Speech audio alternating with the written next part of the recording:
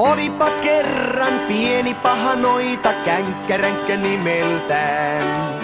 Se huvittelee syömällä rusinoita ja iskemällä kepillään. Se on niin pieni, että aikuiset ei pysty sitä näkemään. Mutta lasten luokse se mielellään tulee kyläilemään. Jos känkkäränkkä tulee iltaisin, ei lapsi pysty nukkumaan. Koska nukkumatti pelkää känkkäränkkää ihan tosissaan. Kun känkkäränkkä tulee ruokapöytään, se mussottaa rusinoitaan.